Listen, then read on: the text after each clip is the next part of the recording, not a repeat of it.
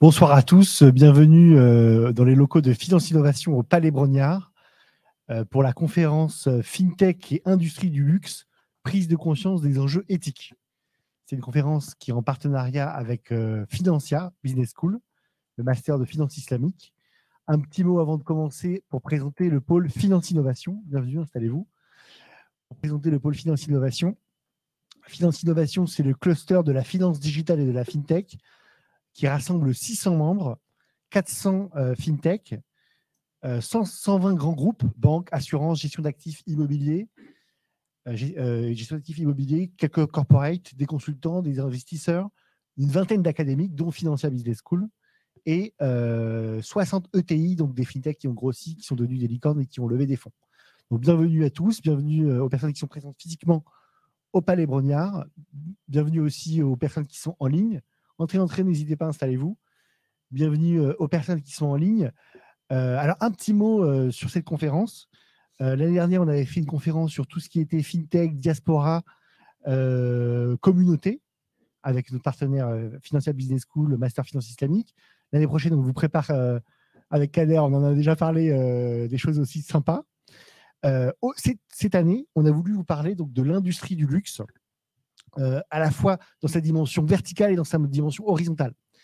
Donc, verticale, vous allez voir en fait qu'avec les FinTech, donc on va en parler durant la table ronde, il y aura aussi la keynote introductive qui en parlera, comment le digital peut permettre de mieux choisir ses prestataires, de travailler avec des prestataires qui sont je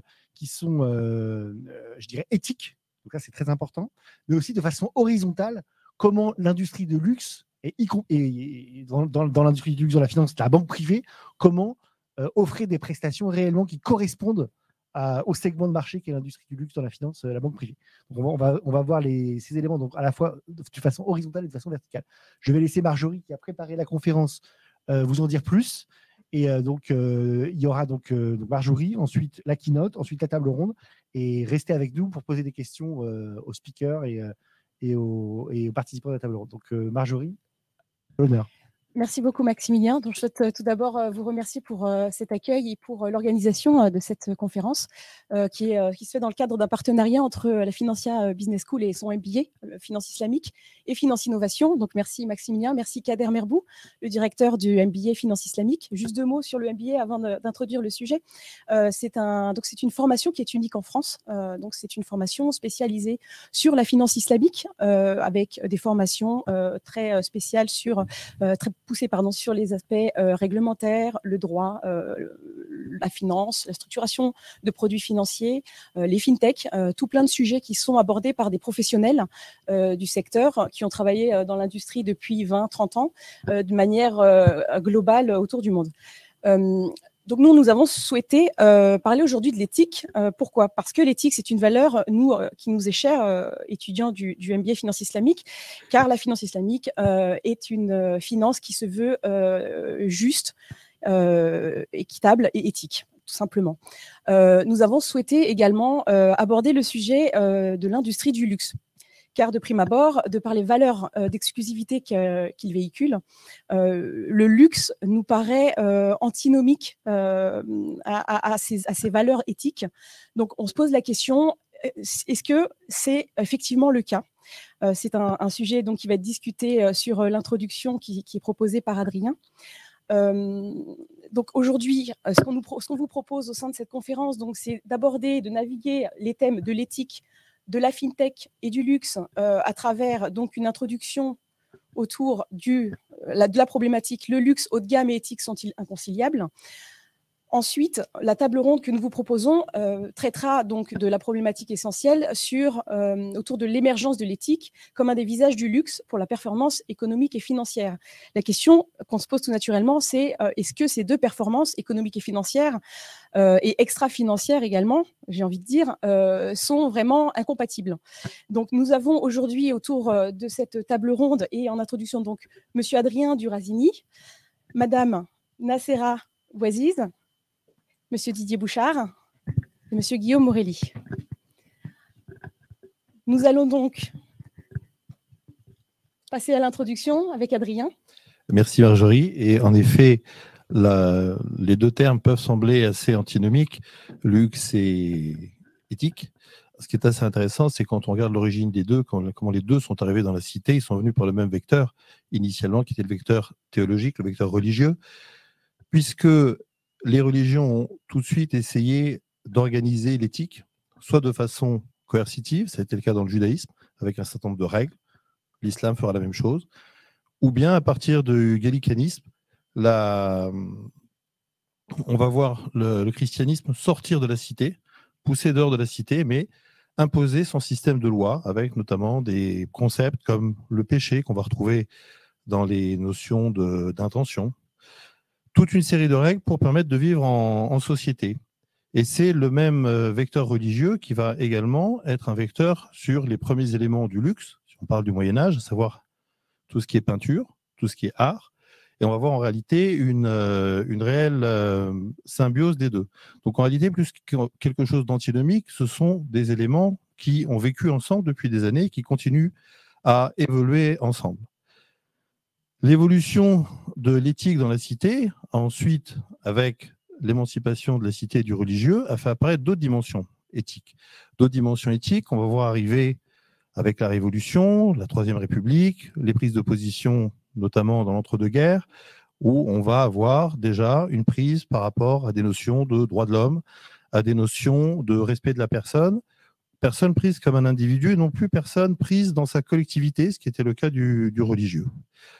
Évolution qui continuera dans les années 60. On verra aussi d'autres questions éthiques qui aujourd'hui sont très présentes, notamment pour les fonds ISR, qui sont les questions environnementales.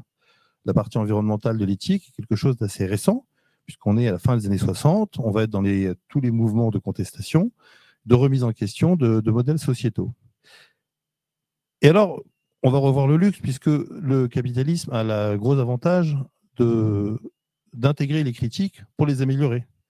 Donc, on est passé en 68 du rejet des costumes-cravates, des cheveux longs, à Ralph Lauren qui vend des chinos et des chemises bottom-down pour le Friday wear assez régulièrement. Donc, on va arriver quand même à retrouver une symbiose des deux un petit peu plus tard. Fort de ces critiques, deux approches vont intervenir entre le luxe et l'éthique.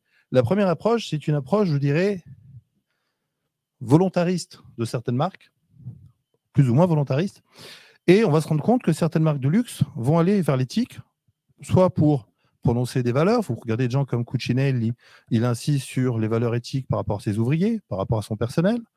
Vous allez voir des marques comme Hermès, qui aussi se vantent d'un traitement du personnel correct, et qui, confronté à une question écologique et animalière, quand Jane Birkin leur dit « vous arrêtez d'utiliser mon nom », ou vous changez votre approche sur le traitement des alligators pour les sacs, vont aller dans une démarche environnementale. À l'inverse, on va voir d'autres marques, on l'avait évoqué dans nos réunions, Incotex, Zara, qui se font fustiger sur l'utilisation des Ouïghours et régulièrement critiqués, il y a des appels au boycott, sans qu'il n'y ait aucune réaction. Donc on peut se poser la question, est-ce que luxe et éthique fonctionnent parce qu'il faut une marge suffisante pour se permettre du luxe? En gros, est-ce que quand on est riche, on est plus sensible à ça?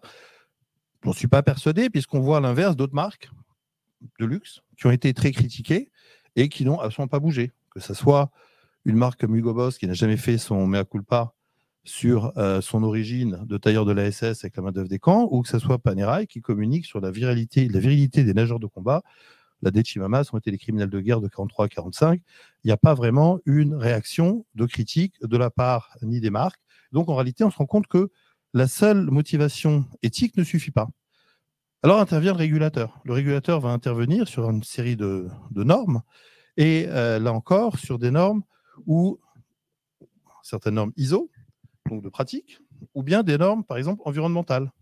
Alors, on s'éloigne un petit peu du luxe, si ce n'est via le prisme immobilier, mais par exemple, quand on regarde les nouvelles normes qui vont s'appliquer en immobilier, notamment tout ce qui est les RT 2020, tout ce qui va être un besoin écologique, donc on revient sur cette notion écologique, on se rend compte aussi de la limite de ces normes, puisque ces normes qui sont là pour répondre à des éléments vont créer des problématiques. Quand vous avez des normes qui vous demandent d'importer des pompes à chaleur qui viennent de l'autre bout du monde, construites dans des conditions éthiquement déficientes, on se rend compte qu'il est difficile pour le régulateur d'intervenir nécessairement sur tous ces éléments, je dirais, d'éthique et de s'approprier. Le législateur ou le régulateur réagit à l'actualité et malheureusement, il n'est pas capable de l'anticiper sur ces thématiques qui sont difficiles. L'autre point, c'est que le luxe est devenu un produit de plus en plus diffusé, ce qui suppose, aujourd'hui, l'image du luxe, c'est à la fois la haute couture, où toutes les maisons perdent de l'argent, jusqu'au parfum où elles en gagnent. Et dans certains cas, ce sont des licences qui sont données. Donc, il y a aussi une difficulté pour les marques à contrôler tout l'aspect éthique, que ce soit sur les questions coercitives ou que ce soit sur les questions, je dirais, de motivation. Donc, en réalité, et je pense que tout le débat de ce soir va tourner autour de ces différents sujets, la question, c'est coercition, automotivation, coercition efficace ou non. Les coercitions créent des barrières à l'entrée très lourdes pour des jeunes marques, alors que le luxe repose quand même sur une notion de création. Donc, on devrait faciliter des acteurs créateurs qui vont se retrouver avec des barrières à l'entrée pour rentrer sur ce marché trop lourd, de trouver des distributeurs et d'être capable d'avoir un suivi de production aussi difficile. Voilà, c'est en ce sens où le débat de ce soir va permettre très certainement d'aborder tous ces points, les différents vecteurs d'amélioration du luxe par rapport à l'éthique et l'efficacité de telles mesures. Et je vais laisser maintenant reprendre et passer la parole aux intervenants. Merci Adrien pour l'opportunité que vous nous avez donnée de poser déjà les bases de compréhension sur ces trois thèmes et voir comment ils peuvent cohabiter ensemble. Je vais donner donc la parole à nos invités de la table ronde et je vais inviter donc mes camarades du MBA qui vont modérer donc cette table ronde. Sakina, Anzar Bacha et Jafar Greish.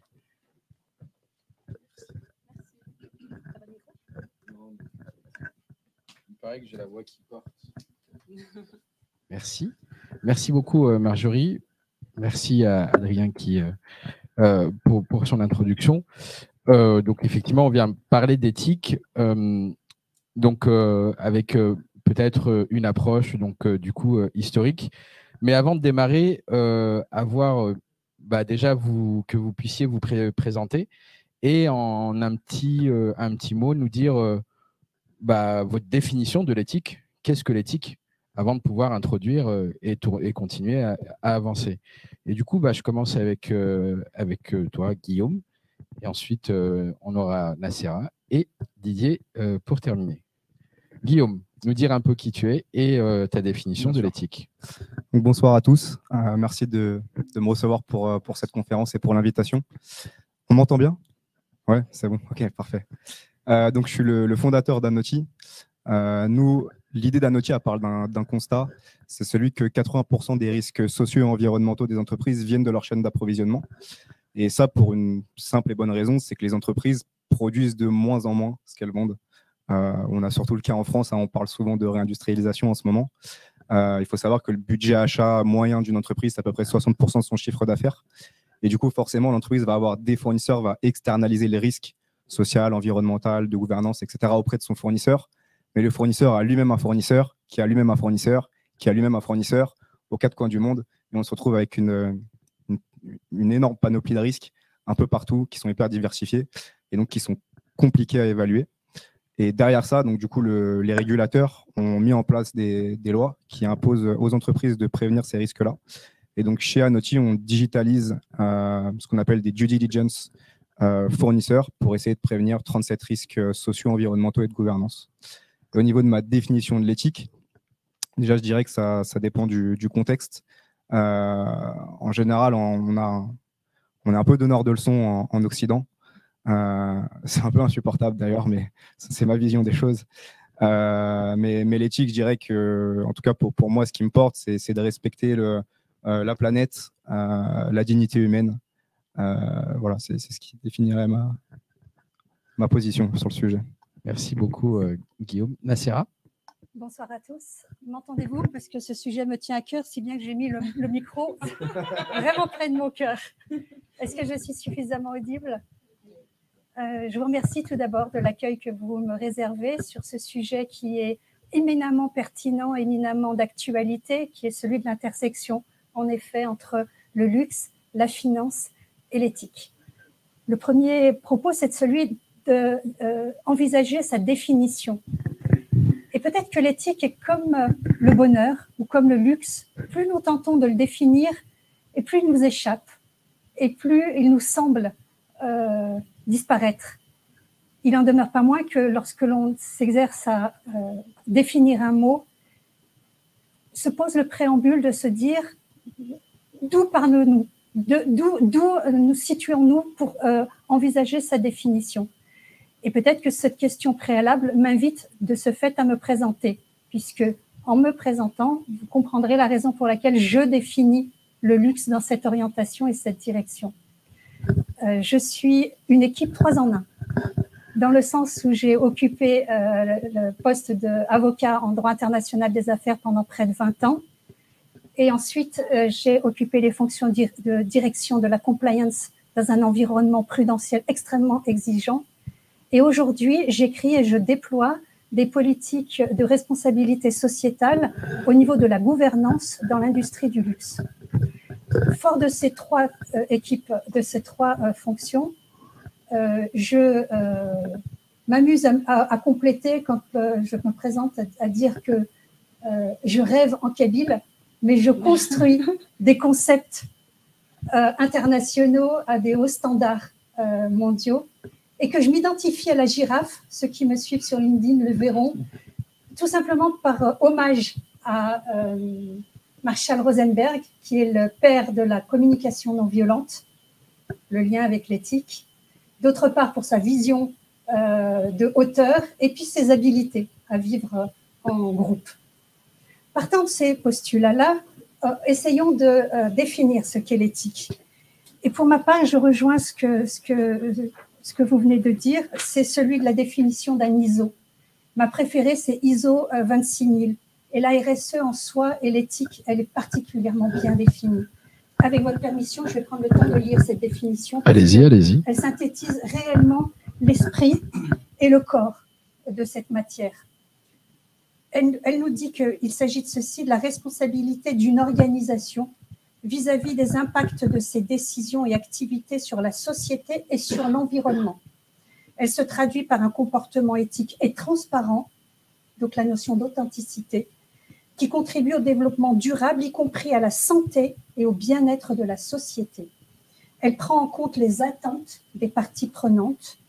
Elle respecte les lois en vigueur tout en étant en cohérence avec les normes internationales de comportement et est intégrée dans l'ensemble de l'organisation ou de l'entreprise auprès desquelles je collabore. Elle se décline en effet en plusieurs centres et partant de cette définition, l'idée c'est de se dire la chose suivante. L'éthique, ça n'est pas une série de règles à suivre. C'est un parcours d'apprentissage constant. C'est une force motrice universelle qui transcende les frontières. Mais tout en vous disant qu'elle transcende les frontières, il faut tenir compte aussi des spécificités locales. Concrètement, dans mon activité, je ne collabore pas de la même manière lorsque j'accompagne un artisan au Japon comme un pâtissier de renom français lorsqu'il veut investir le marché du Ramadan et en particulier celui du Ramadan Rush à Londres. Donc, l'éthique est notre boussole. Nous la déclinons dans toute hypothèse spécifiquement au local, de toujours respecter les territoires sur lesquels cette éthique se traduit. Si bien que dans l'exercice de ma profession, il s'agit en effet de déterminer les différentes éthiques qui vont être notre préalable, et elle m'incite, et c'est ainsi que je définirai l'éthique, à concilier l'exclusivité à la responsabilité, à concilier le raffinement avec le respect, à concilier le prestige avec la protection de notre monde. Merci beaucoup. Ça va être dur, hein, Didier, mais Une autre question? Non, on va rester sur la même question. Du coup, vous Donc, présenter, te me- présenter et puis nous dire ta définition de l'éthique. Je vais me présenter. J'ai fait toute ma carrière dans l'asset management et la banque privée. J'étais à la fois gérant de portefeuille diversifié international, responsable de la multigestion, puis après j'ai été patron de différentes sociétés de gestion ou banques privées, dans différents grands établissements, HSBC, CCF, Crédit Mutuel. Aujourd'hui, je suis à la tête d'un cabinet indépendant de conseil en stratégie et organisation, toujours dans le cadre des institutions financières. Je participe aussi à la présidence d'un conseil d'un job board d'une société de recrutement digital. Et je suis en parallèle président du comité de sélection chez Finance Innovation du pôle gestion d'actifs. Voilà. Ma vision, ma conception de l'éthique, elle sera peut-être plus simple, mais j'espère qu'elle sera assez cohérente avec ce qui vient d'être dit. En venant ici, j'ai préparé un petit peu, donc j'ai fait quelques recherches, je suis tombé sur quelques notes sur l'étymologie du terme éthique, qui est ethos et qui revient à dire la manière de vivre. Je trouvais cette expression très agréable, la manière de vivre, effectivement, ça me paraît être essentiel. Et pour moi, la conception, c'est la prise de conscience individuelle de sa propre responsabilité sociétale. C'est-à-dire, c'est parce que je suis conscient des différentes problématiques écologiques, environnementales, enfin tout ce que vous voulez, des répercussions que ça a sur la société, donc sur moi, donc sur mes proches, que mon comportement, que ce soit à la sphère privée ou professionnelle, va évoluer vers une société plus durable, plus positive, et qui va donc intégrer l'éthique. Mais l'éthique, effectivement, c'est un sujet beaucoup plus large qu'on peut trouver à différents niveaux. Il y a parfois des endroits un petit peu insoupçonnés. Je vais vous citer une anecdote qui remonte à très longtemps. J'étais à la Caisse des dépôts, très jeune, je gérais l'Académie française et j'étais en réunion de gestion pour faire un reporting sur la gestion auprès de Maurice Druon, qui, pour ceux qui ne le connaissent pas, était académicien et qui a écrit notamment Les Rois maudits. C'est une forte personnalité dont je fais état de ma gestion, qui est plutôt une gestion française européenne. Et à la fin, il me demande de sortir Carrefour. Je suis étonné par la question et surtout par la démarche. J'essaie de savoir pourquoi, je lui pose des questions et surtout, j'essaie de valider le fait que sortir à l'époque, on appelait ça des blue chips, des fonds de portefeuille, des valeurs de père de famille, qu'on n'utilise plus aujourd'hui, qui était donc la manière pour moi d'exprimer que c'était une erreur de sortir Carrefour. Et là, comme c'est quelqu'un d'une forte personnalité, il monte en gamme et il me dit, monsieur, sachez qu'on ne conjugue pas un adjectif. Et effectivement, à l'époque, donc ça c'était dans les années 88 de mémoire, Carrefour lançait sa publicité « Je positive », avec Carrefour « Je positive ». Et l'Académie française, qui est le protecteur, enfin le défenseur de la langue française, avait déjà intégré, je pense qu'il ne le savait même pas, enfin en tout cas avait déjà intégré cette notion éthique en tant que défenseur de la langue française. Effectivement, une valeur comme Carrefour à l'époque n'avait pas lieu d'être dans un portefeuille financier. Donc on voit bien là encore un autre exemple de l'éthique qui n'est pas écologique, qui n'est pas sociale, qui n'est pas tous ces grands thèmes qu'on entend régulièrement tous les jours, mais il vient parfois d'un univers un petit peu différent. Voilà ma conception. Merci beaucoup Didier, merci à vous trois.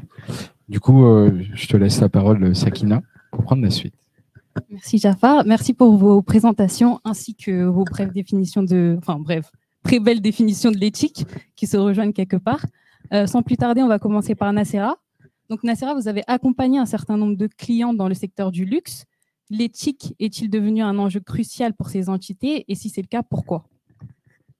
Merci Sakina de cette présentation. En effet, aujourd'hui, à la direction de la responsabilité sociétale assise au boarding, j'écris et je déploie des politiques de gouvernance de la responsabilité sociétale et de la responsabilité RSE de façon extrêmement classique.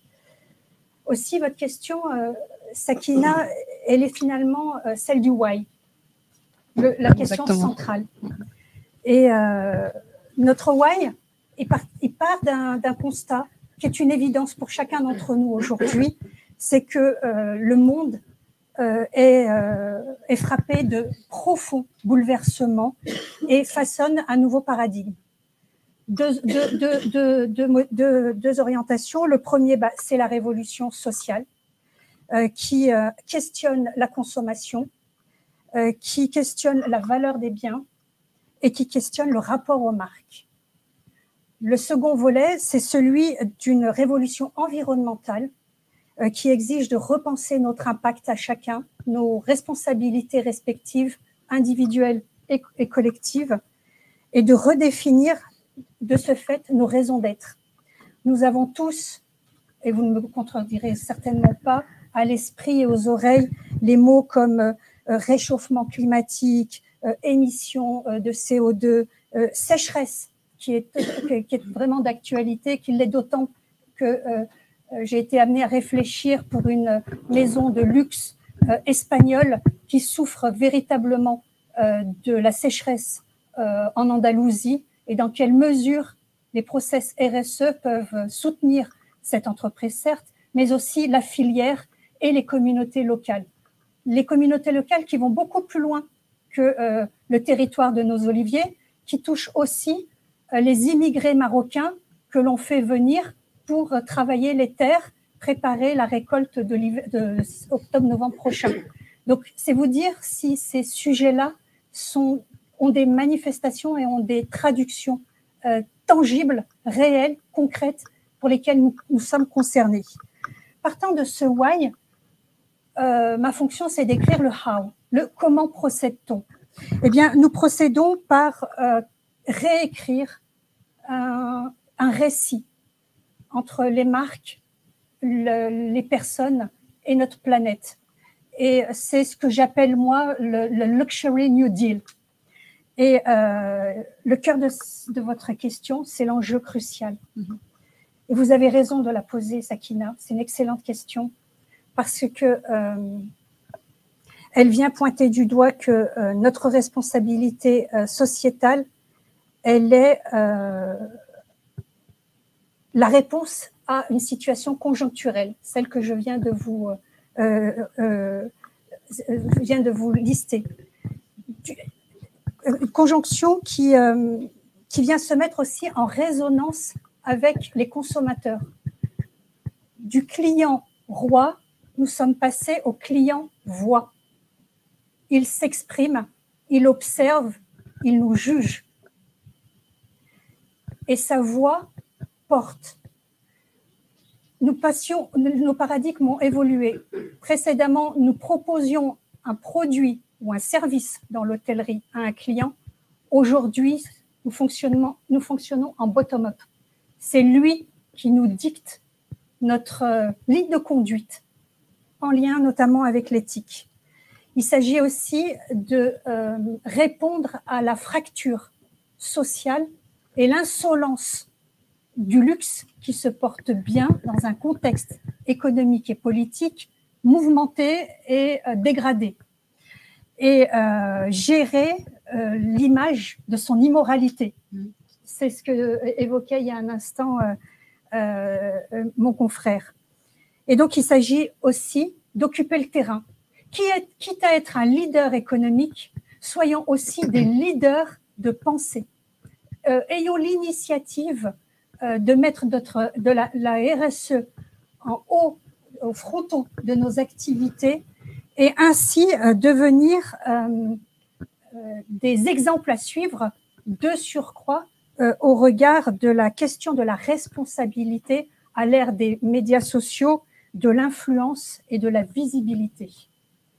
J'anticipe déjà, et vous aurez totalement raison, sur le pendant du washing, de tous les suffixes que vous voudrez, greenwashing, sur lesquels nous nous interrogeons tous, vous, moi, qui suis pourtant actrice au cœur de la piscine nucléaire, et vous avez raison. L'enjeu crucial, c'est, au-delà de la philosophie, c'est aussi un enjeu économique. Autour de cette table, dans cette salle, nous sommes tous nourris par la performance économique, la réussite des chiffres, et l'enjeu de la RSE y répond. Elle y répond parce qu'elle apporte un avantage concurrentiel. Petit chiffre, 50% des marques internationales sont vouées à mourir d'ici 2030. 50% d'ici 2030. pour survivre à ces statistiques-là, il leur appartient de développer des éléments de différenciation. Et un des éléments de la différenciation est la RSE. Il s'agit par ailleurs d'un enjeu crucial en termes de marketing. Je viens de voir l'élément de différenciation. Il s'agit aussi d'un élément de diversification, aller toucher cette cible de marché qui est sensible aux enjeux, sociétaux et environnementaux.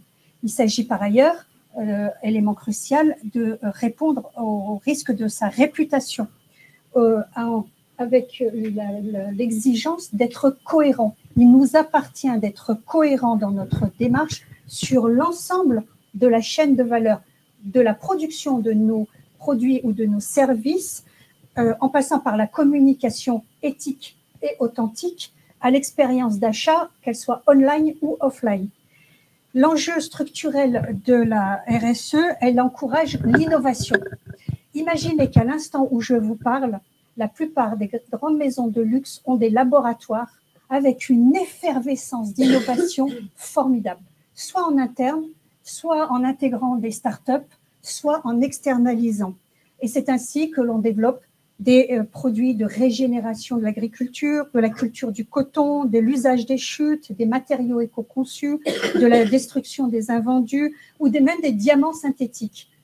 J'ai récemment échangé avec un diamantaire parisien qui s'oriente de plus en plus sur cette direction-là parce qu'il constate une réelle demande, d'une part, et que ça répond à sa propre prise de conscience philosophique et holistique. Et puis, il s'agit bien entendu, puisque nous sommes sur le registre des enjeux cruciaux, d'attraction et de fidélisation de toutes nos parties prenantes, que ce soit nos collaborateurs, que ce soit nos fournisseurs, que ce soit nos sous-traitants, que ce soit nos financiers. Et la création de partenariats significatifs. Je vais vous donner un exemple très simple, très précis et d'actualité. Ce week-end, le défilé Dior Croisière 2024 s'est déroulé à Mexico. Au-delà des défilés classiques qui pourraient paraître superficiels pour les détracteurs, il n'empêche qu'aujourd'hui, nous, RSE, qu'est-ce que l'on fait? On travaille en amont avec les communautés locales pour éviter les appropriations culturelles, respecter l'artisan ancestral local. Et nous travaillons avec des ONG, notamment une organisation féminine qui lutte contre les féminicides. Et Dieu sait que malheureusement, les statistiques sont épouvantables au Mexique. Voilà l'empreinte de la RSE et les enjeux cruciaux pour notre réputation, mais également pour se prévenir des risques. Parce que, et là c'est l'ancienne directrice de la compliance qui était tenue à des exigences ultimes qui s'expriment, ne pas adopter des comportements éthiques nous expose à des risques. Les risques, ce sont bien entendu ceux de la réputation, mais ce sont aussi des risques juridiques et réglementaires. Ce sont des risques de perturbation de la chaîne qui obèrent de fait les chances de résilience, notre rentabilité à long terme et l'adéquation au corpus réglementaire qui s'applique. Le dernier enjeu, et je le mets volontairement à cette place-là, puisque ça me permettra de vous passer le relais, c'est un enjeu financier. L'enjeu crucial financier, c'est celui de démontrer que nous avons des études qui témoignent que les entreprises qui bénéficient d'un label RSE bénéficient d'un coût du capital plus faible, qu'elles ont un accès plus large à du financement responsable et qu'elles font preuve d'une performance globale améliorée. Justement, je pense que, merci Nassera, vous avez un peu anticipé sur ma prochaine question. Donc, de ce que vous avez dit, on peut dire que la démarche éthique est vecteur de valeur extra-financière pour ces entreprises-là. Maintenant, ma prochaine question, c'était en quoi les performances financières et extra-financières sont complémentaires et y a-t-il une opposition entre les deux? Merci Sakina. Sont-elles complémentaires, sont-elles opposées? Si nous devions schématiser la question. eh bien, ma démarche est de vous démontrer qu'elles sont complémentaires. Et elles le sont de plus en plus, elles le seront encore plus à l'avenir. Puisque ce que je viens de vous cartographier, ce sont les actifs immatériels d'une entreprise qui peuvent avoir une véritable une valeur significative sur le marché. Une valeur sur... Aujourd'hui, on peut scorer une réputation, une image de marque. On peut scorer la qualité des relations avec les parties prenantes. On peut scorer l'innovation. On peut scorer l'attraction et la rétention des talents. Il en est de même pour les risques de conformité et l'accès au capital sur investissement responsable. Donc, les données immatérielles sont au service de la performance financière. D'accord, très bien. Merci beaucoup.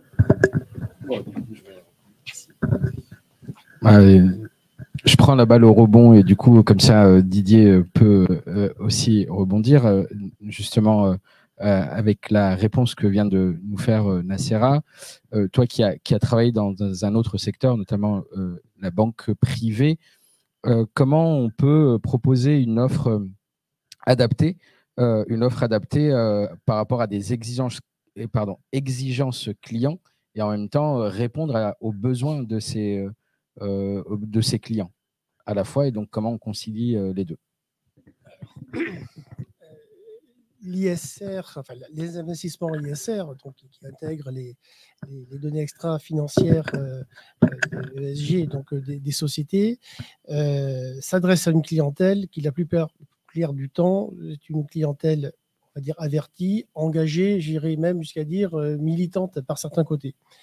Donc, c'est une clientèle qui est exigeante. Dans le cas des banques privées, elle est exigeante parce que, justement, c'est une clientèle haut de gamme qui est habituée à consommer du luxe, notamment, donc qui est en contact avec des maisons de luxe qui n'ont rien à voir avec la banque privée, mais quelque part, son degré d'exigence est assez élevé. Donc, on a un degré d'exigence qui est lié au statut, on va dire, du client fortuné, et on a également une même exigence au niveau de l'engagement sociétal que le client a, qui l'amène à aller vers un fonds ISR.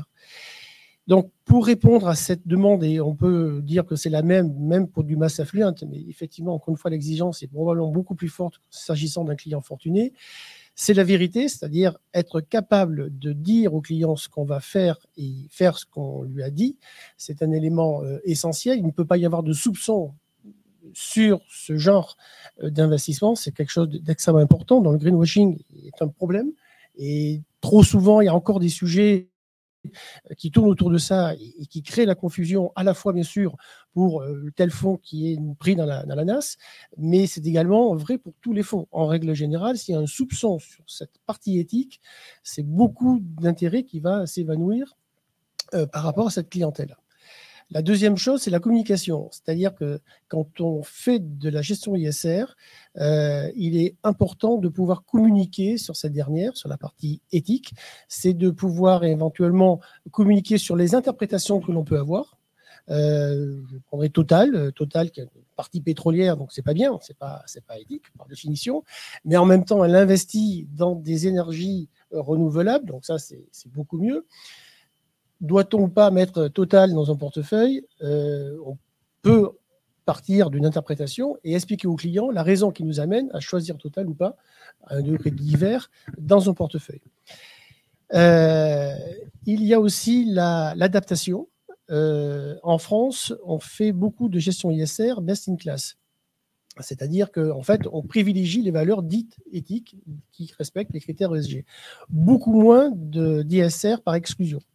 Où là, le client, c'est le cas de mon académicien, Maurice Ruon, qui, par exclusion, m'a dit « je ne veux pas Carrefour dans le portefeuille ». C'est une gestion qui est par définition sur mesure, puisqu'on intègre seulement les thèmes, les secteurs, les valeurs que le client considère comme n'étant pas éthiques selon sa version à lui. Donc, c'est une gestion plus compliquée, plus sur mesure, donc très en phase avec la clientèle dite haut de gamme. L'autre dernier point, et ça a été déjà évoqué, c'est la sincérité et les convictions. C'est une gestion qui ne peut pas ne pas être sincère. Et je vais prendre des exemples, peut-être un peu volontairement primaires, mais c'est pour faire réagir. Il est curieux de voir que dans une société de gestion, une banque privée, qu'importe, a une gamme de fonds actions européennes. Il y a des fonds actions européennes qui sont ISR et d'autres qui ne le sont pas. Est-ce qu'on peut m'expliquer en quoi il y a deux types de fonds? Alors, on va m'expliquer, oui, c'est normal, il y a des clients qui aiment l'ISR et d'autres qui ne l'aiment pas. Mais le propre d'une banque privée qui voudrait se situer au niveau du luxe, c'est d'avoir une forte personnalité, d'être capable, non pas d'imposer, mais d'être capable d'argumenter, de provoquer le client pour qu'il vienne vers elle et donc achète des produits ISR. Pourquoi on distingue les deux? C'est soit qu'il y a un manque de sincérité, on n'y croit pas, et donc on fait les deux, on ferait les trois, on ferait les quatre, et comme ça, on touchera tout le monde. Soit on a un manque de conviction, c'est-à-dire on ne croit pas que les critères extra-financiers ont une valeur ajoutée finale sur le portefeuille, sur sa performance, ou sur les valeurs dans lesquelles on investit. Et donc ça aussi, c'est un quatrième point extrêmement important. Il convient d'être sincère, d'être capable encore une fois, de dire ce qu'on fait, de communiquer sur ce qu'on fait. C'est l'élément essentiel en ISR pour qu'un client qui est engagé, qui est militant, si on va aller beaucoup plus loin, reste sur l'ISR et surtout ait envie d'investir dans l'ISR, ce qui, on l'a déjà dit, a des répercussions effectivement sur les valeurs qui respectent les différents critères ESG. Merci beaucoup. Tu as parlé de performance et c'était justement la question suivante sur l'aspect performance. Est-ce que tu as pu observer un impact négatif au moment de l'implantation d'une démarche éthique justement sur cette performance des produits financiers, ou au contraire que ces solutions de diversification via des placements éthiques sont bien plus résilientes que les autres classes d'actifs? J'aurais été ennuyé si tu avais dit quels sont les impacts positifs, ou est-ce que j'ai pu constater des impacts positifs? Tu as dit est-ce qu'il n'y a pas d'impact négatif? Je préfère cette expression-là. Effectivement, l'analyse des fonds, c'est toujours compliqué. Bon, déjà, on le voit bien dans la presse. Tel organisme considère que les fonds ne sont pas totalement ISR, en tout cas n'ont pas toutes les caractéristiques de l'ISR. L'UFC Que Choisir a sorti une étude sur les principales sociétés de gestion françaises pour dire que le fonds ISR, bon, c'était discutable. Donc, de quel univers parle-t-on? De quelle période parle-t-on? Est-ce qu'on parle sur 10 ans, sur 5 ans, etc. Donc, effectivement, on peut dire de manière empirique ou même de manière théorique que l'incidence de l'intégration des critères extra-financiers dans la gestion d'un fonds ou d'un mandat de gestion n'apporte pas d'éléments négatifs. Il peut même, dans le cas d'un couple risque-rendement, apporter du plus. Alors bien sûr, on parle de moyenne. Dans cette moyenne, il y a de bons gérants ISR, il y a de mauvais gérants ISR. Donc là où vous vous trouvez, forcément, vous n'avez pas les mêmes performances. La chose est peut-être un peu plus comment dire, précise quand il s'agit de valeurs. Effectivement, les valeurs extra-financières, enfin, qui intègrent les critères extra-financiers, ont des performances globalement supérieures. Et il n'y a pas très longtemps encore, une étude qui est sortie par la Société Générale qui démontrait que sur 80 valeurs de mémoire, les valeurs qui avaient été impliquées dans son problème sur un des critères ESG avait vu sa performance en moyenne baisser de 12% l'année qui suivait le problème et l'année suivante, sur 2 ans. Donc on voit bien que ne pas respecter, mais ça a été dit différemment, ne pas respecter certains critères aujourd'hui a forcément un impact sur la société et donc inévitablement sur le portefeuille dans sa globalité. Donc on a plus intérêt à investir dans un fonds éthique ou qui respecte les critères éthiques que pas. D'où ma réaction sur le fait qu'il y ait des fonds ou pas éthiques.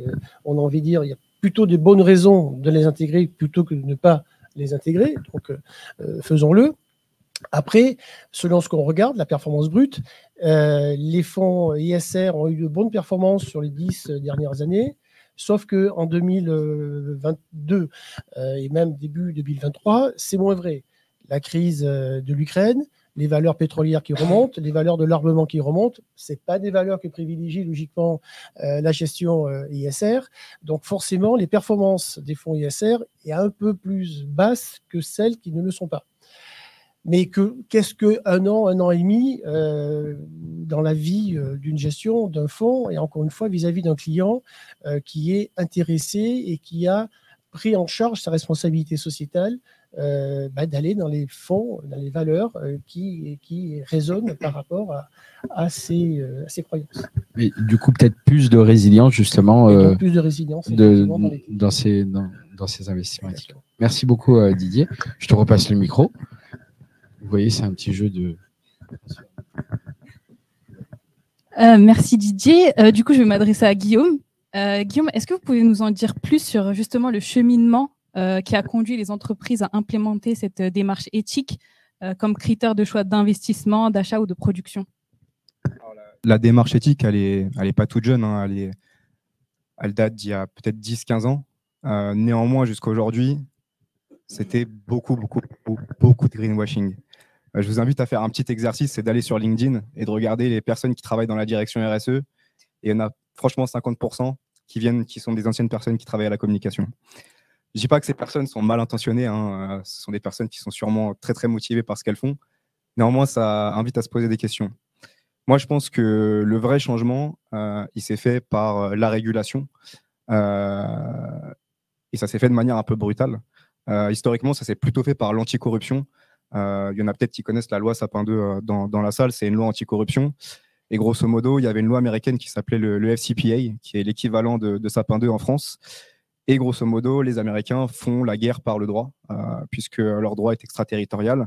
Ils attaquent les entreprises françaises, et donc ils ont pu comme ça récupérer Alstom, qui notamment fait fonctionner nos centrales nucléaires, nos porte-avions, etc. Il y a la BNP également qui a payé une amende de 9 milliards de dollars pour ne pas perdre sa licence bancaire. Et donc, c'est comme ça vraiment que la compliance est arrivée. D'un premier pas, en tout cas, je dirais, dans tout ce qui était anticorruption. Et donc, on a eu des directions compliance qui sont arrivées pour justement rendre les entreprises conformes vis-à-vis de la loi. Et le principal changement par rapport à ce que faisaient les entreprises avant, c'est que maintenant, elles sont obligées de piloter leur politique de risque et leur politique RSE.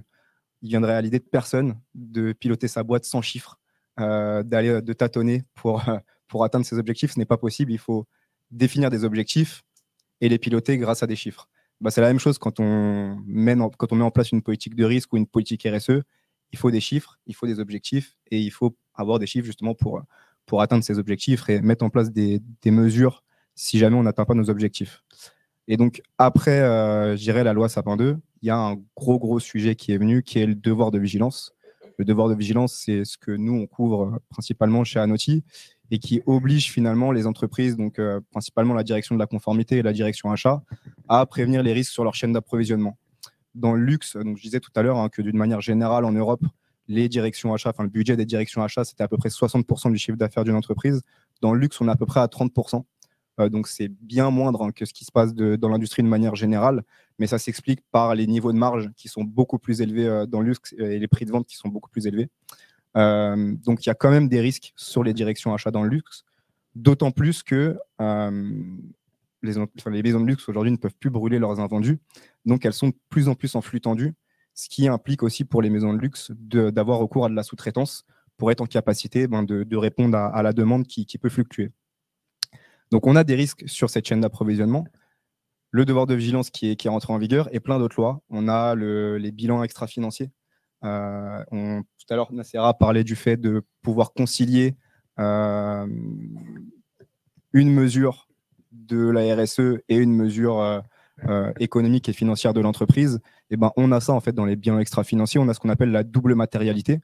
On doit avoir un bilan financier qui mesure le patrimoine de l'entreprise, avec un compte de résultat qui mesure la performance économique de l'entreprise, mais également un bilan qui va indiquer les externalités positives et négatives de l'entreprise sur son écosystème environnemental, social, de gouvernance, etc. Les populations locales, comme le disait Nassera, c'est assez large. On a les bilans carbone aussi, bien sûr, encore une fois, pour pouvoir piloter les émissions de CO2, il faut les mesurer. Et voilà principalement ce qui est entré en vigueur. Et ce qu'il y a derrière, c'est le risque financier. Aujourd'hui, tout le monde se met en conformité avec Sapin 2, parce que si on n'est pas en conformité, il y a un risque de sanction pour le directeur général de l'entreprise et pour l'entreprise. Donc, c'est des amendes qui vont jusqu'à 1 million d'euros. On voit que sur le devoir de vigilance, c'est beaucoup plus calme. Mais comme il y a une directive qui est en train qui sera votée cet été, avec des amendes qui peuvent aller jusqu'à 4% du chiffre d'affaires des entreprises, je pense que le chiffre d'affaires mondial de l'entreprise, c'est le groupe. Je pense que les entreprises vont se mettre en conformité beaucoup plus rapidement. Et c'est pour ça que moi, mon sentiment, c'est que c'est surtout l'aspect de la régulation qui pousse les entreprises à se mettre en conformité. Merci. Justement, donc, vous avez bien évoqué tous ces risques-là. Pour répondre à ces exigences d'éthique et atteindre ces objectifs, quelles sont les solutions pratiques qui ont été mises en place justement? Les solutions pratiques, il y a 2 verticales dans les solutions. Il y a le prisme vraiment réglementation et on se met en conformité avec la loi. Et donc là-dedans, je ne vais pas citer toutes les mesures qu'il y a à mettre en œuvre, mais il y a principalement des mesures de formation des personnels qui sont exposés. Sur des sujets liés à la chaîne d'approvisionnement, liés à la corruption, etc., etc. On va avoir des mesures de contrôle comptable à travers les factures.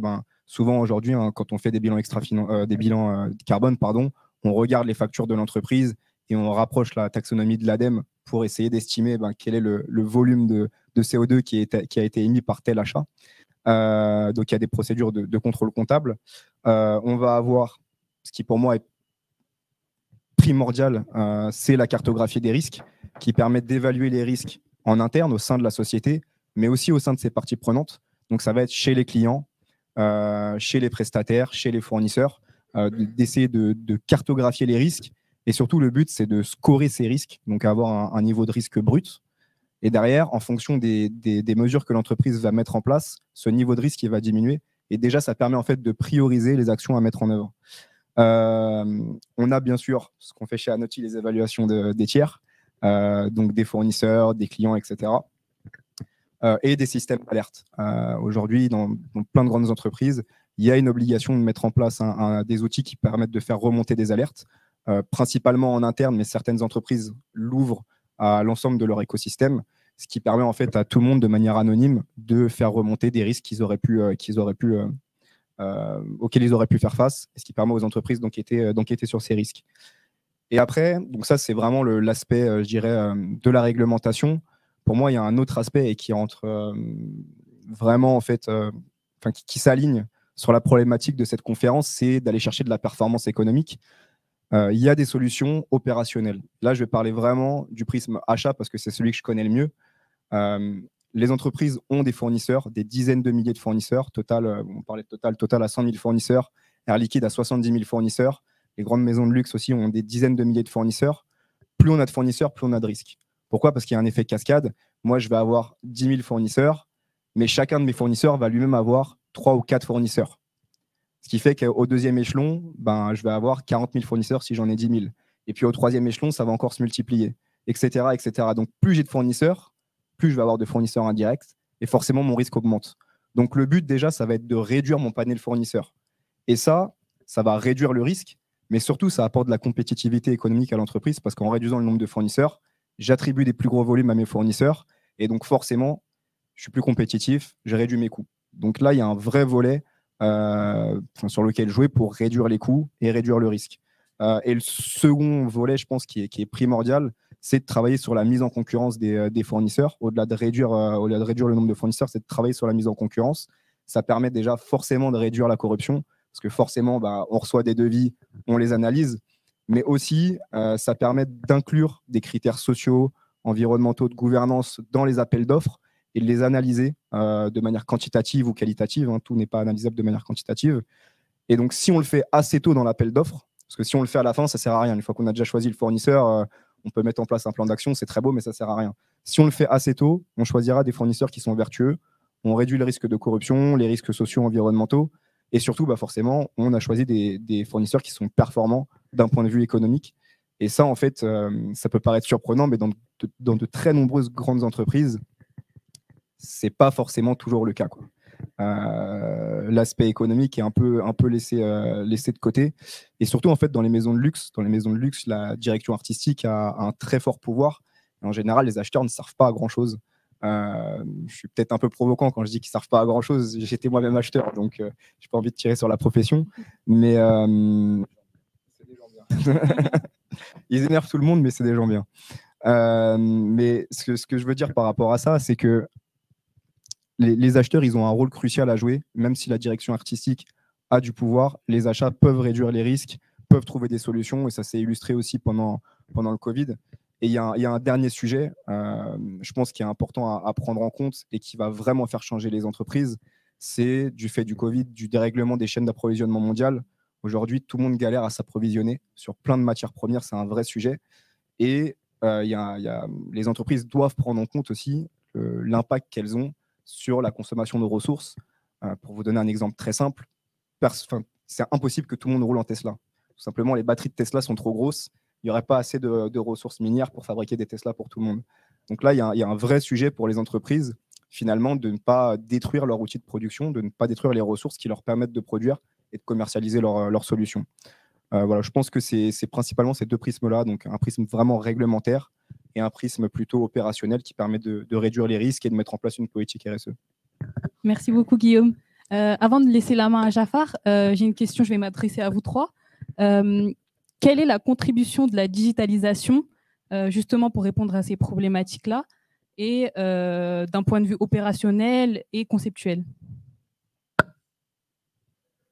Didier, si vous voulez bien prendre la main.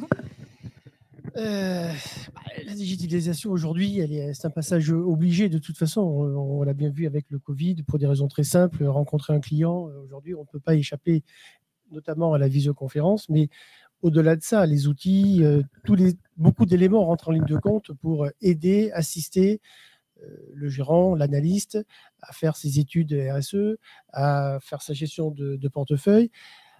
Ce que je veux simplement ajouter, c'est que c'est une donnée qui s'est intégrée volontairement ou pas, mais tous les acteurs ne sont pas à la hauteur à ce niveau-là. Dans les banques privées, par exemple, la digitalisation n'est pas encore pleinement adaptée au monde de la gestion de fortune.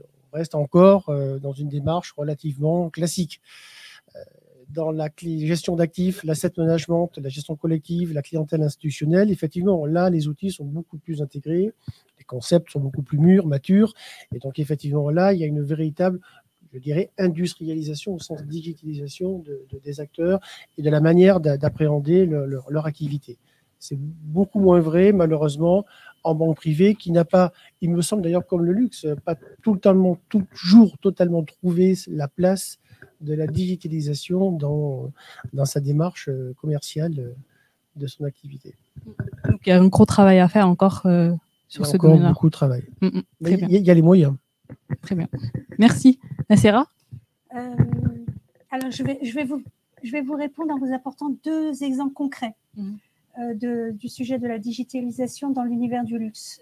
Très concrètement, en ce qui me concerne, donc avec la casquette de la compliance, je me rapproche de mon collègue de la direction de la DSI, donc direction des systèmes informatiques et de la sécurité du système d'information. Et je m'en rapproche parce que quelques années précédentes, c'est moi qui avais négocié le contrat des data centers.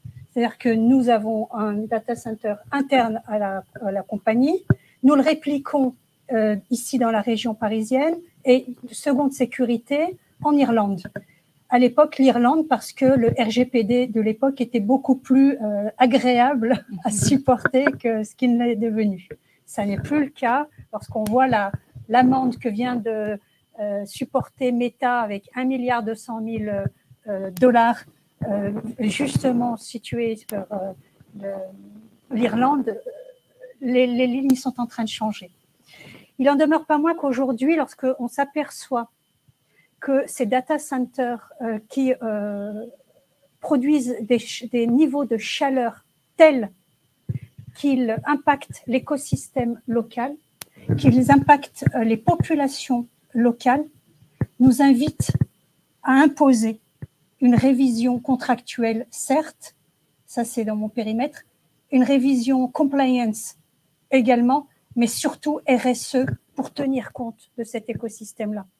Le deuxième exemple de la digitalisation, c'est l'usage de l'intelligence artificielle que nous faisons, puisque dans nos professions, nous avons aussi l'équivalent en assurance d'actuaires qui moulinent et qui calculent notamment nos expositions au risque et donc en face le scoring de l'aléa.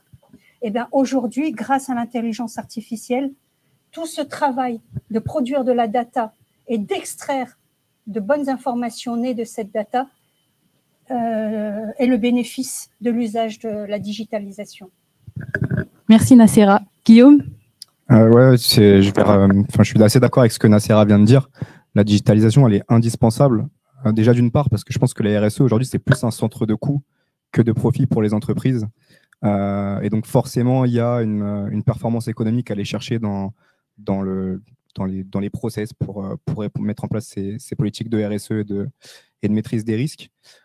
L'autre sujet, c'est on citait les différents prismes qu'il peut y avoir dans la politique RSE. Il peut y avoir le prisme réglementaire, il peut y avoir le prisme de l'e-réputation.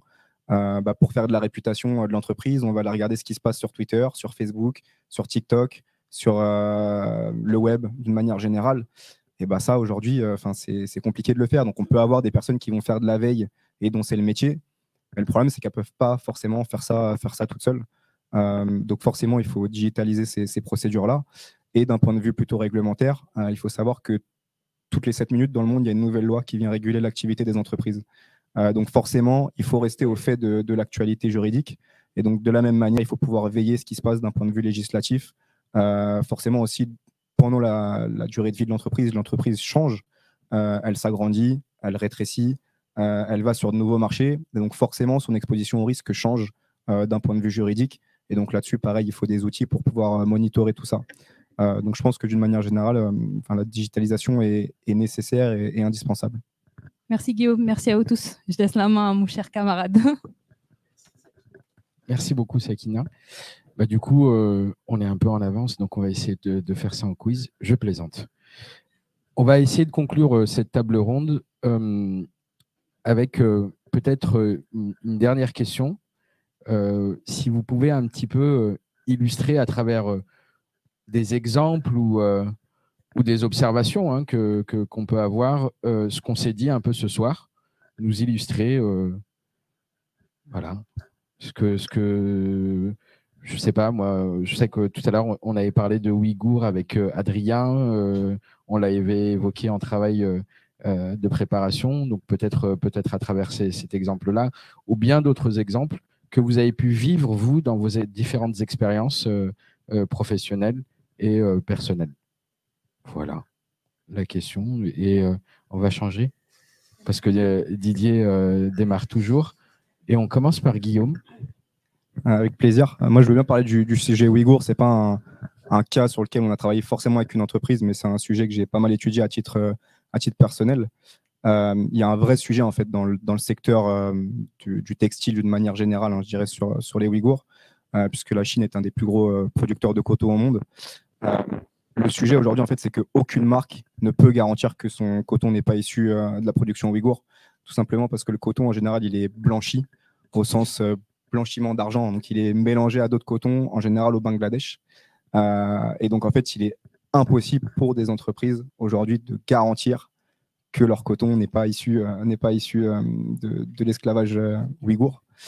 Ce qu'il faudrait faire, en fait, tout simplement, mais c'est très compliqué à faire, c'est de réussir à récupérer toutes les lettres de transport des fournisseurs. Donc, avoir tous les échanges qu'il peut y avoir sur toute la chaîne d'approvisionnement pour savoir quel fournisseur travaille avec quel fournisseur pour éviter justement d'avoir du déclaratif auprès des fournisseurs. Et ça, c'est très compliqué à faire. On a essayé de faire bouger, nous, la Commission européenne sur ces sujets-là, de rendre disponibles en open data les registres douaniers.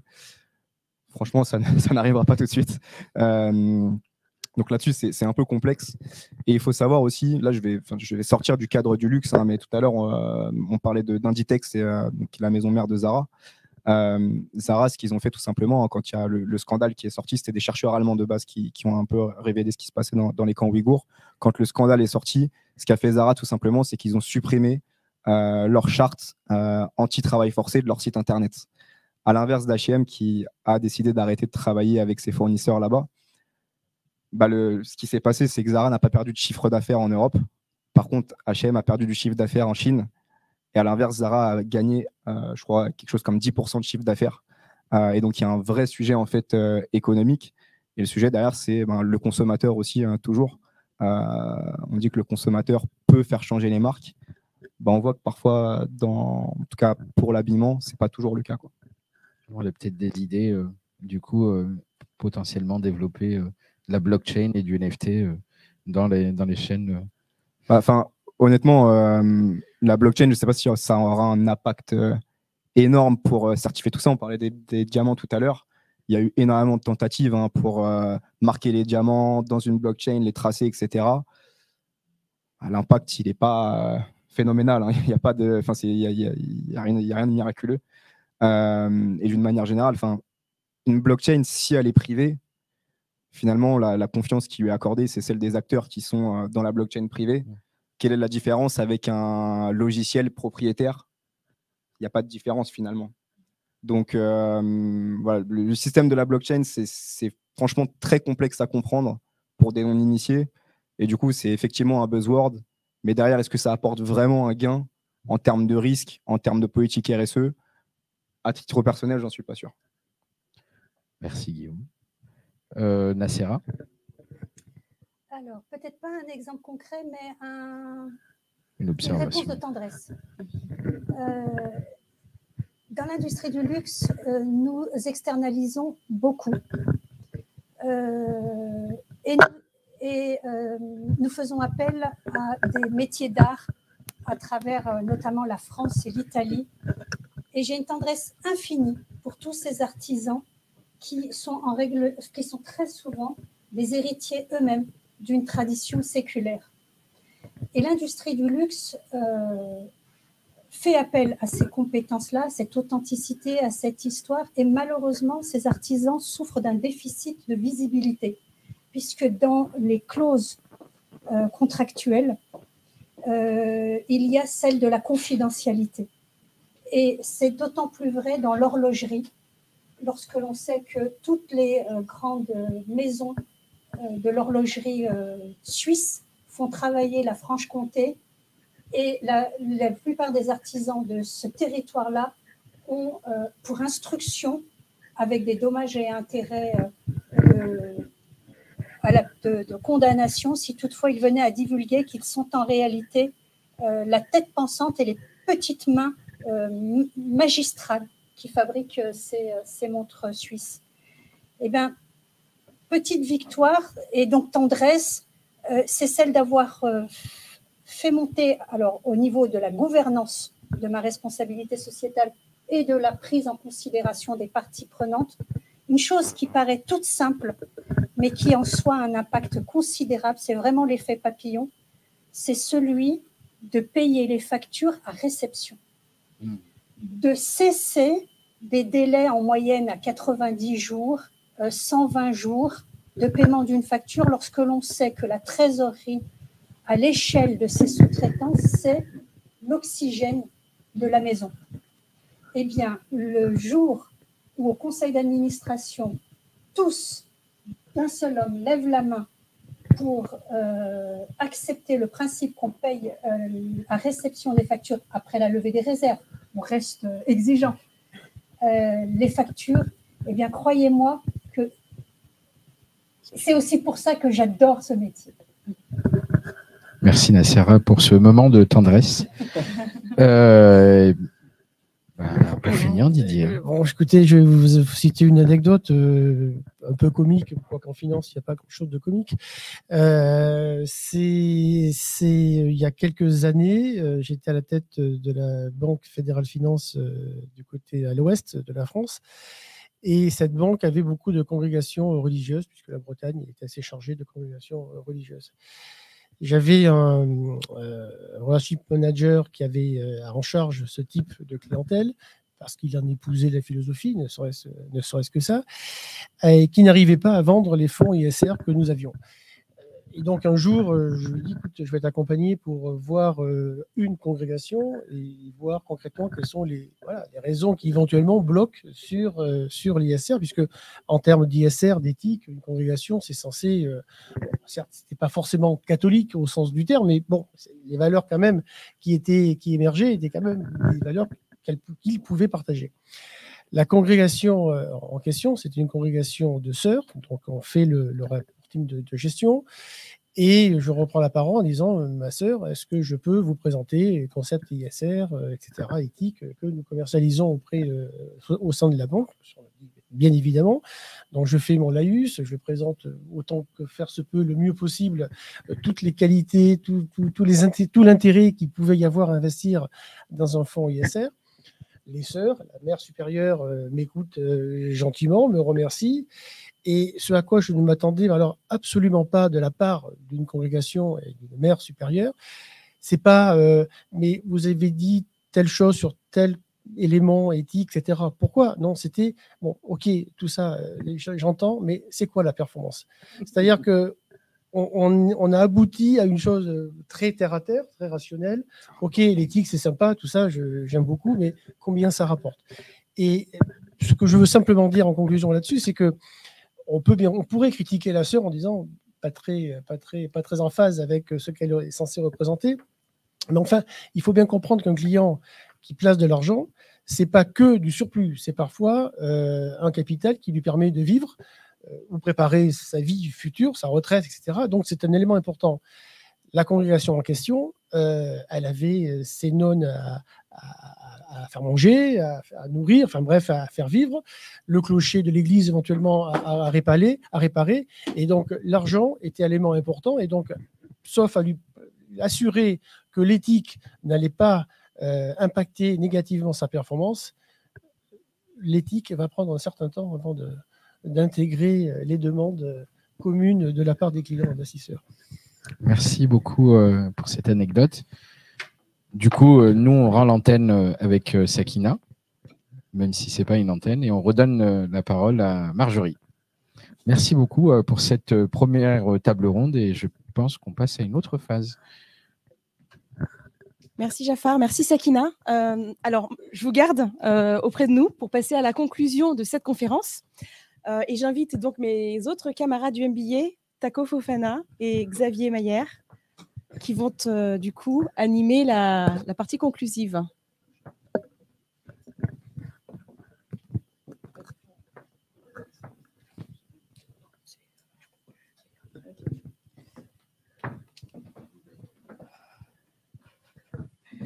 Du coup, je vais conclure par rapport à tout ce que vous avez dit et on va vous poser des questions ensuite. Est-ce qu'on m'entend bien? Oui, ok. Le luxe est un véritable miroir de nos civilisations. Ça ne vient pas de moi, c'est une phrase de Gilles Lipovetsky. On se rend compte que c'est également une composante essentielle de l'humanité, mais quel luxe et à quel prix? C'est là que l'éthique prend tout son sens, comme on l'a vu aujourd'hui et dans tous les débats qui ont été évoqués aujourd'hui. On a tous une définition qui est différente de l'éthique, mais on peut s'accorder sur une chose, c'est sur le respect de la dignité humaine. Adrien, lors de l'introduction, nous a indiqué que l'éthique était avant régie par le religieux, notamment le christianisme, ensuite l'islam. Et maintenant, c'est le régulateur qui vient régir cet aspect, avec des normes, notamment ISO environnementales. Et on peut aussi également constater que la finance islamique est basée sur une économie réelle, a montré sa résistance face aux crises, comparée à la finance conventionnelle. Nassera, vous nous avez expliqué comment l'éthique est devenue un enjeu crucial pour les entités du luxe. Comme tu nous l'as si bien dit, nous sommes passés du client roi au client voix et sa voix porte. Le RSE est devenu également un enjeu sociétaire et environnemental pour ces entreprises. Mais bien qu'il existe une réelle prise en compte de l'éthique par les entreprises du luxe, on se rend compte que la part du régulateur est devenue en fait la voie qui fait que l'éthique est prise en compte avec une contrainte qui peut être à triple détente, à savoir le respect de l'éthique et des normes, qui représentent quand même un coût. Éviter les sanctions pécuniaires, comme Guillaume nous l'a évoqué, avec des amendes qui peuvent aller jusqu'à 4% du chiffre d'affaires mondial du groupe, et ce qui peut être vraiment conséquent pour les entreprises, et le risque réputationnel. Nous avons également constaté lors de cette discussion que la performance financière et extra-financière étaient complémentaires, et je dirais même plus qu'elles doivent cohabiter ensemble. Les parties prenantes, notamment les clients, les salariés et les investisseurs, sont de plus en plus regardants sur l'aspect de l'éthique et notamment les critères ESG. Didier, vous nous avez confirmé de la nécessité d'adapter l'offre de produits aux besoins des clients avec une dimension éthique qui devient de plus en plus importante et avec une personnalisation aussi de l'offre en fonction de la définition propre de l'éthique vis-à-vis de ses clients. On observe également que l'éthique, elle est différente en fonction de l'endroit où on vit, des croyances personnelles aussi des clients. Et la prise en compte des attentes locales, comme Nacera nous l'a si bien précisé, devient aussi un élément très important dans la prise en compte de l'éthique. Les entreprises qui bénéficient du label RSE sont plus performantes, comme tu nous l'as souligné, Nacera. Guillaume nous a indiqué que la prise en compte de l'aspect réglementaire pour les entreprises du luxe, notamment au niveau de l'aspect et du processus de fabrication et des achats, pouvait avoir pour effet du coup de réduire le nombre de sous-traitants et donc par conséquence augmenter et améliorer la performance économique des entreprises. Par tous ces aspects, on peut aussi indiquer que l'aspect performance économique, finance et luxe ne sont pas antinomiques. On peut intégrer l'aspect éthique et être performant au niveau économique et au niveau financier. Cependant, on peut aussi également constater que tout n'est pas rose. Il y a également de nombreux scandales qui touchent directement aux droits humains. Ça a été évoqué tout à l'heure avec les Ouïghours et notamment Zara. Et du coup, l'aspect aussi de contourner la réglementation pour le profit et pas le respect de l'éthique. Nous pouvons également nous questionner sur notre rôle en tant que consommateur face à tous ces scandales. Les fintechs ont un grand rôle à jouer, notamment en tant qu'outil de mesure de la performance extra-financière, des solutions de traçabilité, l'impact carbone, être promoteur de transparence, contributeur à différents niveaux des processus de l'entreprise, donc le processus approvisionnement commercial, stratégique et financier. Je vais maintenant laisser la place à la session questions-réponses.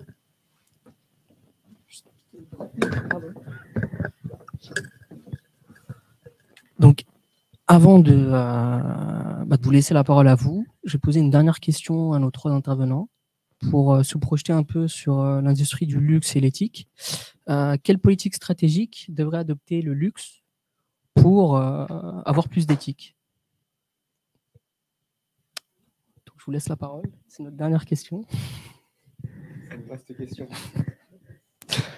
Pour ouvrir le débat, comme ça au moins, ça donne matière. Je vais vous faire un peu une réponse à la Didier Deschamps qui ne veut tout et rien dire, mais ça dépend un peu du contexte. Ouais, exactement.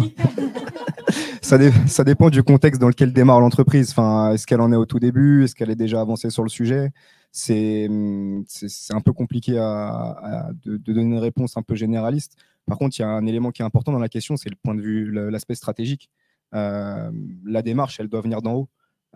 Sinon, c'est impossible de motiver les équipes et d'inclure les équipes. Et donc, il faut que la démarche elle soit objectivée, qu'elle soit inscrite dans les priorités et les objectifs de l'entreprise. Et ça doit venir de la direction générale. Je partage ce que vient de dire Guillaume. En effet, la génération, et vous en êtes, des dirigeants visionnaires est l'avenir. Si les opérations de bilan laissent la place au concept du One Human, One Planet, je suis intimement convaincue que la marche du progrès, elle est réelle, elle est tangible, elle est sincère, elle est authentique et elle est porteuse. Oui, enfin, je peux rien ajouter de plus par rapport à ce qui vient d'être dit. Je pense qu'effectivement, tout ça doit venir d'en haut, doit être impacté, d'être, comment dire, expliqué de manière à faire adhérer. Tout le problème va consister dans l'adhésion de toute la chaîne de valeur pour avoir un résultat qui soit en équation avec les attentes d'une telle démarche. Merci pour vos réponses. Et maintenant, je laisserai la parole à toutes les personnes qui sont dans l'auditoire. Si vous avez une question, n'hésitez pas, vous pouvez lever la main. Est-ce qu'il y a quelqu'un qui veut ouvrir le bal? C'est toujours la plus difficile, la première, mais... Ah, on a une question en ligne. Très bien. Alors, est-ce que les exigences des consommateurs de masse sont-elles différentes, si différentes que celles des clients du luxe? Si je raisonne en matière d'investissement, encore une fois, ISR, je ne pense pas que les exigences soient différentes. Par contre, effectivement, le retour de cette exigence par l'institution financière, par exemple, sera forcément différente selon qu'on est en mass market ou en high net worth ou ultra high net worth, à plus forte raison. C'est une question de coût et c'est une question de masse de capitaux. Je vais prendre un exemple très théorique et très bête, mais vous allez comprendre très vite. Si une gestion me coûte forfaitairement 30 000 € par an, une gestion ISR, 30 000 € par an, que je mets 1 million sur la table ou que j'en mets 10, ce qui sont des proportions tout à fait réalistes dans le cas d'une banque privée, on voit bien que le coût représenté en pourcentage n'est pas le même et que selon une étude actif-passif, pour arriver à couvrir le passif de 3% ou de 0,30, ce n'est pas tout à fait la même histoire. Donc l'exigence intellectuelle n'a pas de raison en ISR de ne pas être différente. Si vraiment j'ai des croyances, si je suis engagé, si voilà, j'ai fait toute ma démarche, je dois être aussi exigeant, je n'aurai pas forcément le retour à la hauteur de mon exigence selon que je suis mass market ou high net worth. Est-ce qu'il y a des questions dans la salle? Sinon, on en a 2 autres encore. Alors, je vais démarrer avec plutôt la... Pardon pour la... Alors, la première, je vais quand même la poser parce que du coup, c'est quand même une question. Ne doit-on pas considérer comme éthique celui qui est identifié comme tel plus que celui qui se définit en tant que tel? Ce n'est pas un sujet de philo. C'est vraiment une vraie question. Magnifique question. Et ben, du coup, Constant, vous allez avoir votre réponse.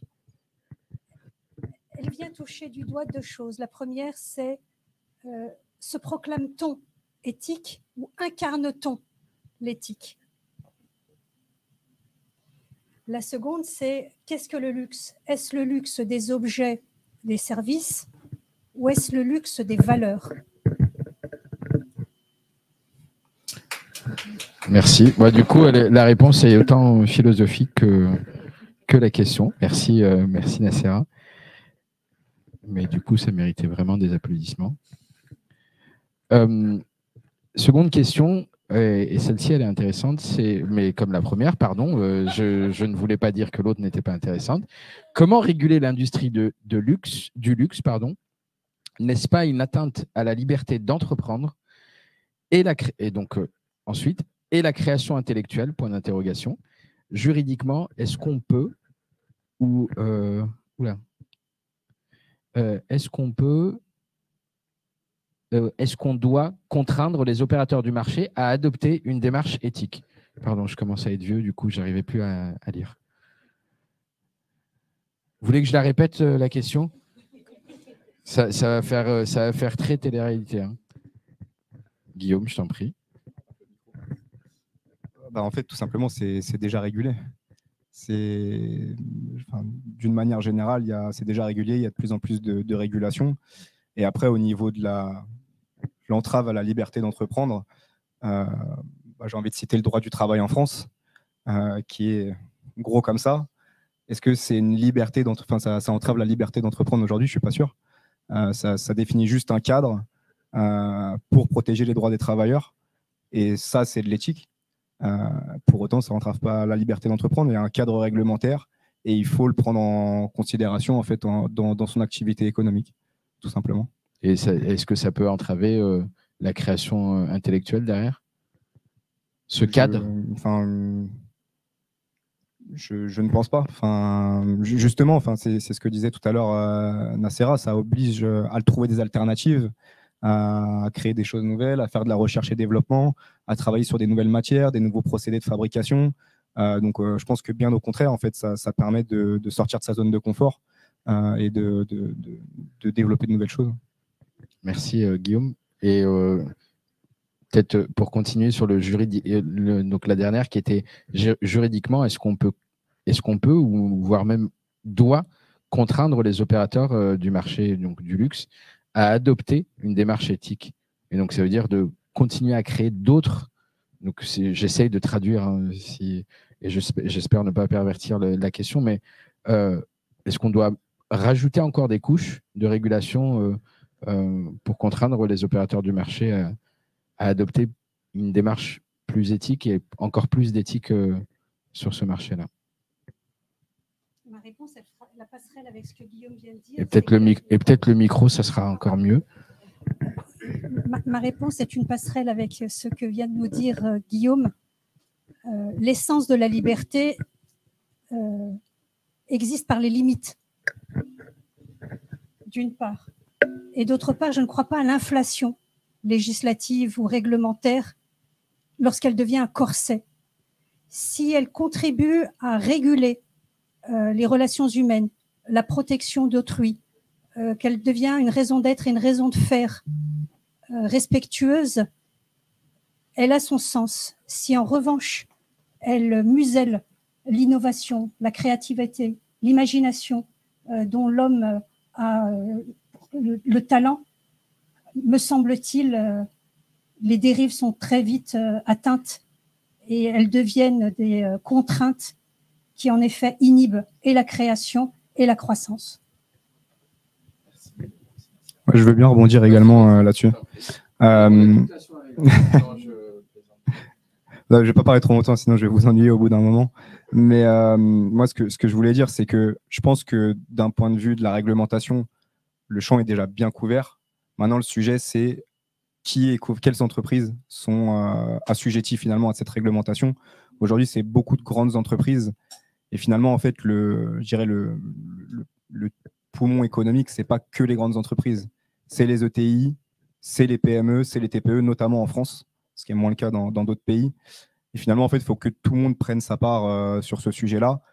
Alors, effectivement, en termes de régulation, aujourd'hui, c'est quand même compliqué à mettre en œuvre. Donc, il faut différencier les réglementations en fonction de la taille des entreprises et les exigences.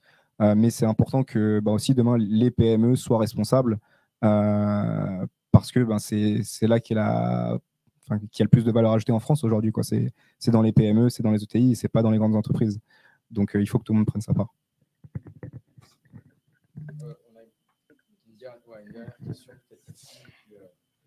Oui, moi donc pour revenir sur l'éthique, quand on va parler d'éthique dans le luxe, on va penser à transparence dans la gouvernance. Est-ce que le luxe pourrait ou serait prêt à justement parler d'open data, donc de cette transparence, d'être transparent dans, vous parlez des petites mains, de leur rémunération en open data pour que justement que cette information que vous détenez, peut-être en privé, que nous puissions avoir accès, à notre tour infirmer ou dire c'est OK avec cette maison et de pouvoir nous aussi nous permettre en tant qu'acheteur, client, en tant que client voix, justement, parce que vous avez ce souci-là de réputation, qui mieux que nous, les acheteurs, les clients, peut faire bonne pub, justement, pas en ayant des nouveaux récits, en nous disant oui, mais on est éthique. qu'est-ce qu'on en sait? Nous, on ne sait pas, il n'y a pas de transparence. Et justement, quand on parlait de numérique, je pense qu'aujourd'hui, on ne peut pas passer à côté des AI, parce que la technologie, c'est ça. Quand vous dites que la population n'est pas au fait, elle y viendra à un moment donné.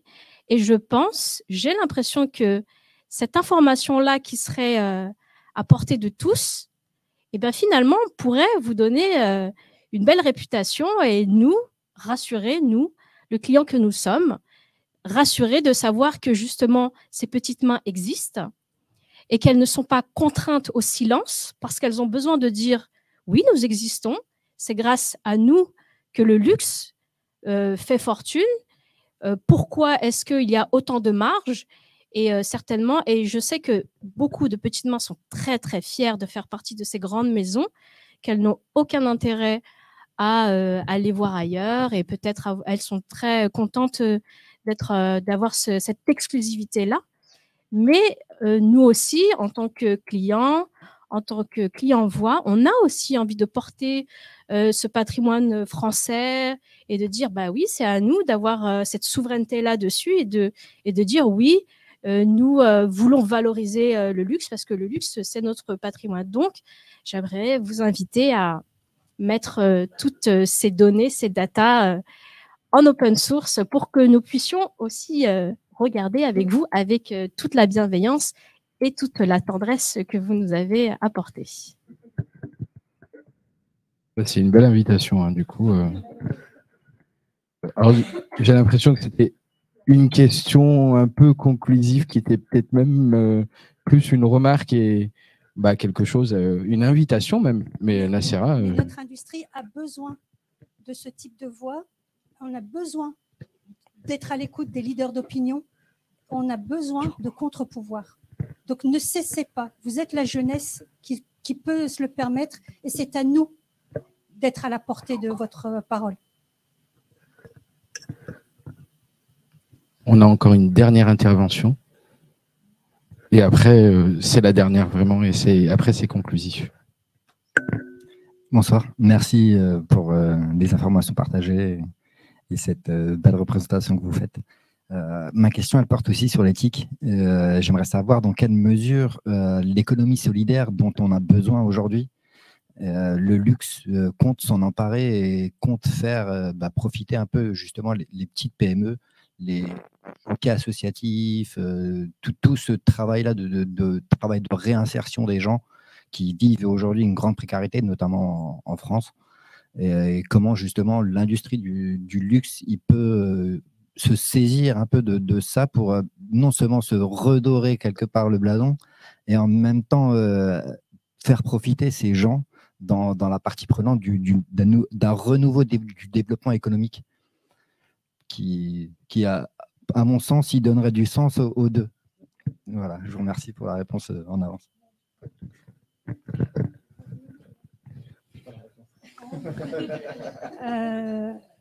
Alors, nous y venons. Je vais illustrer mon propos avec un exemple très précis. Dans le 18e arrondissement, il y a un atelier de couture. Et autour des machines à coudre, ce sont des réfugiés qui, parfois, ont traversé la planète avec une seule et unique chose. Et j'ai un cas très précis et très émouvant qui a écrit un livre. Ce garçon a traversé la moitié de la planète sur plusieurs années avec des expériences d'esclavagisme, notamment en Libye. La seule et unique chose qu'il a transportée avec lui, c'est sa machine à coudre. Eh bien, le groupe LVMH s'est associé par l'entremise de Sonia Roland, qui a interpellé le groupe LVMH sur l'existence de ce groupement de couturiers. Et le fils LVMH est le tuteur de cet atelier de couture qui réunit justement des profils de personnes qui ont un talent fou, mais que le destin n'a pas nécessairement donné la chance d'exprimer.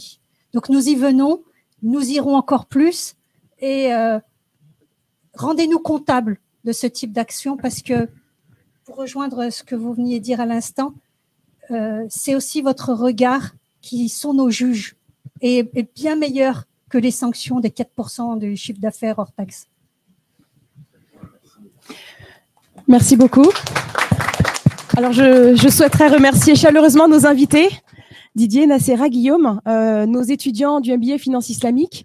Un petit mot aussi pour Youssouf Djengor qui nous a accompagnés dans l'organisation de cette conférence.